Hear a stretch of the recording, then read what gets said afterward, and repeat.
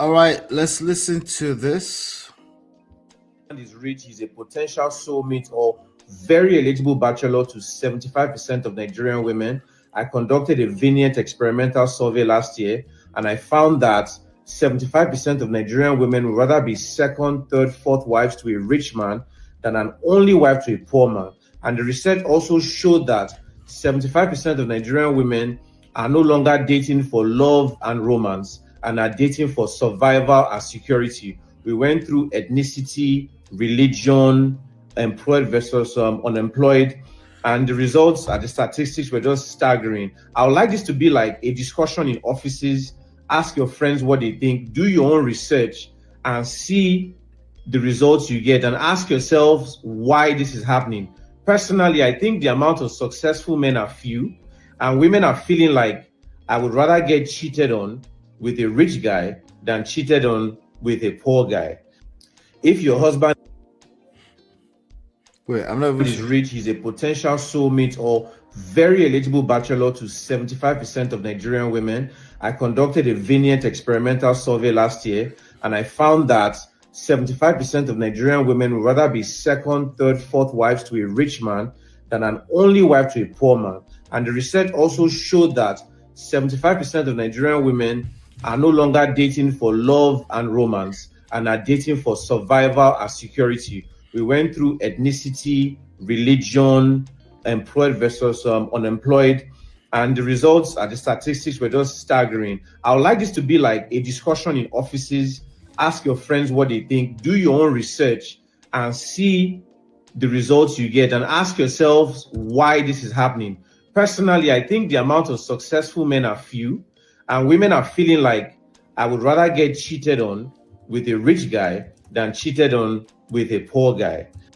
If your husband is rich, he's a potential soulmate or very eligible bachelor to 75% of Nigerian women.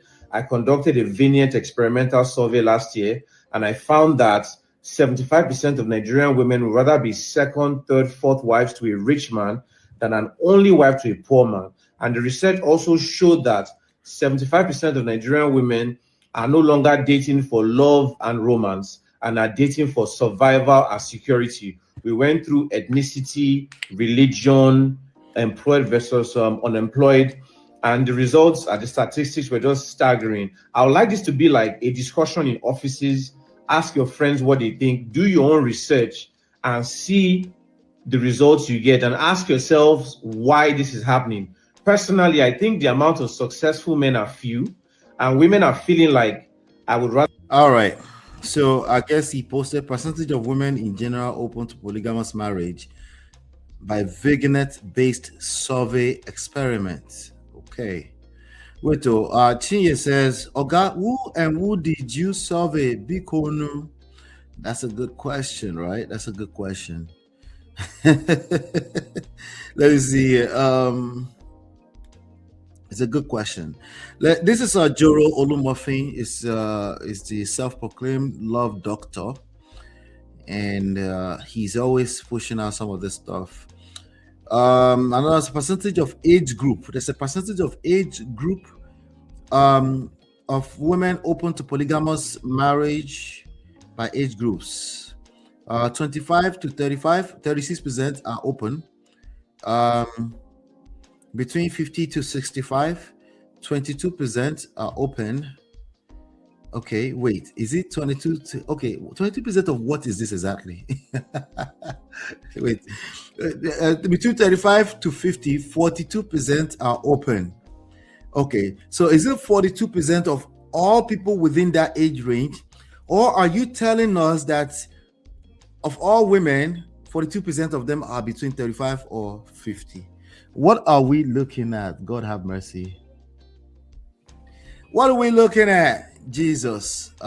This was a percentage. Okay, let me see. Maybe the label was okay. Percentage of age groups of women open. Okay, so this is percentage of those age group or people within that age group that are open to polygamous. Okay, so I can see this 25 to 35. Okay, but 50 to 65. Many of them are open to it because they are later on they're seasoned women, right? 35 to 50, Oshin Shako, they're still like, no, I'm not interested. They still feel like they have options. 25 to 65, they're actually more open to it. Is it because they're more Gen Z-ish and they're put it into logic, like what's wrong? As long as he takes care of me, right? But the people between 35 and 50, which is majority of you that watch this platform, how did I know? I know I have numbers, right?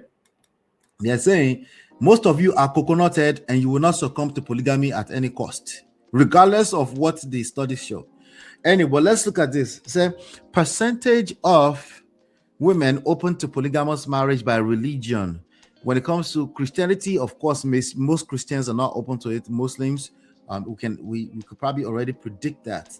All right, so what is this? Maslow hierarchy of needs. Okay, well, needs are needs. It's not something I expect you to admit to. It takes extensive studies to really get the truth out of these things. It's not just, oh, I'm just telling the truth. Okay, yeah, you're right. You're telling the truth. I don't necessarily expect you to tell me you're telling me a lie. Oh, you're right. So let's see. Another one here says percentage of women open to polygamous. If they're unemployed, 70% of them are open to it. If they're employed, okay, so this one is obvious, right? If they're employed, they don't need your money. So percentage open to polygamy by ethnicity. Igbo people are not open at all. Chinye, you said Unano they open at all. Hausa people are more open. Yoruba, I think we could probably predict these numbers. Again, Joro Olumofin is always coming out with some of this stuff. We don't know the validity of them, but here's what I can tell you. The claim, okay, I pulled up some information real quick, and it says the claim that 75% of Nigerian women prefer polygamy is false and likely stems from a misunderstanding of older studies or specific sub-regions. I think this is what Chinye was driving at. Who did you survey? Who was in it? So I would say depending on the region. So if it's a bunch of women in Nigeria, I can probably see how that number might be closer to truth than outside of Nigeria. Modern data actually suggests that the opposite. A vast majority of Nigerian women today express a preference for monogamy. Okay. With some studies showing nearly 80% of women wanting polygamy to be eradicated. However, the reality of polygamy in Nigeria is complex and varies significantly based on geography, religion, and economic status. One, while the 75% preference figure is not supported by current national data, the practice itself is still present. We know that people are practicing polygamy in Nigeria. As a matter of fact, approximately 36% of married Nigerian women are in polygamous unions. Okay, or maybe to be more specific, polygyny. This is down from much higher rates in previous decades, obviously, right? But also part of that is that less people are actually getting married because, people can't afford it. A lot of people cannot afford it. And then in 2003, there's a study of 2,000 Yoruba women found that 80% wanted the practice to end. More recent surveys consistently show that as education and urbanization increase, preference for polygamy decreases. Oh, it's westernization. Westernization does not mean America. It means exposure to the internet. Okay. In the North, predominantly Muslim, polygamy is more widely practiced and socially accepted due to Sharia law, again, for obvious reasons. All right. What else do we have here? Let me there's some nuances here, but let me read this first. So, why do women enter these unions? If many women don't prefer it, why does it persist? There are nuances to this conversation. The reasons are really about preference in the Western sense and more about pragmatism and survival. There you go. Like you just believe it or not, pragmatism is moving people in that direction, saying, you know what? If this man wants me and it's like 60 or 55 and it's going to give me everything I want to survive, survival. The number one key for women, generalized, not you specifically, generalized, is security. Security comes in many forms. One of those forms is financial security. Yes, don't be surprised if somebody decides that they will justify it. And they won't justify with the truth. They will justify how they deem fit to protect their feelings still, because they know you might attempt to drag them if you're a feminist. Okay? So those are some of the nuances. In certain traditional contexts, being married even into a polygamous home carries more social capital. Yes, you didn't know that? Yes. And respect than remaining single.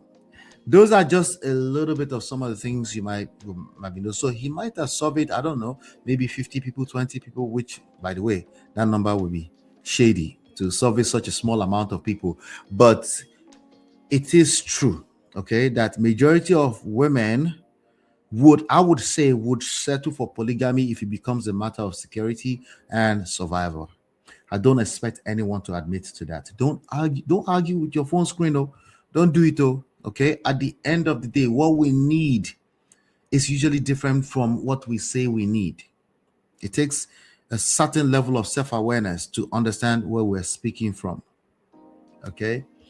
So I would say would if you want to call it settle for, or whatever you need, whatever human beings need to do to survive is what they do, including cheating, stealing, and lying.